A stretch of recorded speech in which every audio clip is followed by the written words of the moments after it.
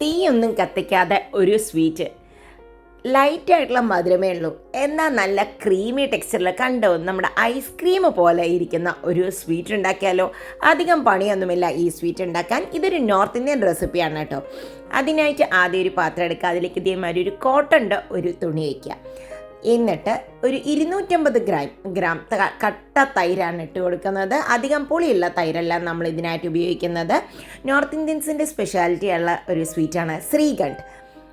ഇനി ഇതിനെ നമുക്ക് ഇതുപോലെ ഒന്ന് നന്നായി ഇങ്ങോട്ട് കെട്ടി ഇതിൻ്റെ വെള്ളം പോകുന്ന വരെ വെക്കാം. ഒരു 2 മണിക്കൂറോളം ഇതിനെ കെട്ടി മുകളിലേക്ക് കെട്ടി വെക്കണം, അപ്പോഴേ വെള്ളം പോകുള്ളൂ. ഇല്ലെങ്കിൽ ഇതിങ്ങനെ തന്നെ വെക്കരുത്. കണ്ടോ, ഞാൻ ഇതേമാതിരി ഒന്ന് കെട്ടി വെച്ചിട്ടുണ്ട്. ഒരു 2 മണിക്കൂർ കഴിഞ്ഞിട്ടുണ്ട്.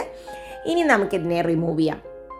ഇങ്ങനെ കെട്ടിവെക്കുന്ന തൈരാണ് ഹങ് യോഗട്ട് എന്ന് പറഞ്ഞ് കിട്ടുന്നത് കേട്ടോ. ഹങ് യോഗട്ട് ഗ്രീക്ക് യോഗട്ടായിട്ടും യൂസ് ചെയ്യാം. ഇത് നമുക്ക് ഗ്രീക്ക് യോഗട്ട് ഇപ്പോൾ ഒരുപാട് റെസിപ്പീസിൽ എല്ലാവരും ഉപയോഗിക്കുന്നുണ്ട്. ഫ്രഷായിട്ട് വെറുതെ കഴിക്കാനും ഒക്കെ നല്ലതാണ്. അതിനെ ഇതുപോലെ ഒന്ന് നന്നായി ഒരു ഹാൻഡ് ബീറ്റർ വെച്ചിട്ട് അടിച്ചെടുക്കാം.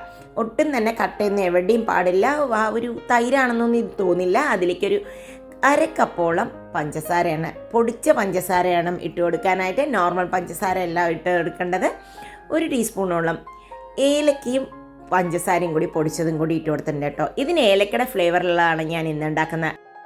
പൂരിയുടെ കൂടെയും ഒക്കെ ഇത് കഴിക്കാം. പൂരി ശ്രീഖണ്ഡ് നല്ലൊരു കോമ്പിനേഷനാണ്. ചപ്പാത്തിയുടെ കൂടെ ചപ്പാത്തിനുള്ളിൽ റോൾ ചെയ്തിട്ട് ഇത് കഴിക്കാം. അതല്ലാതെ വെറുതെയും ശ്രീഖണ്ഡ് കഴിക്കാം.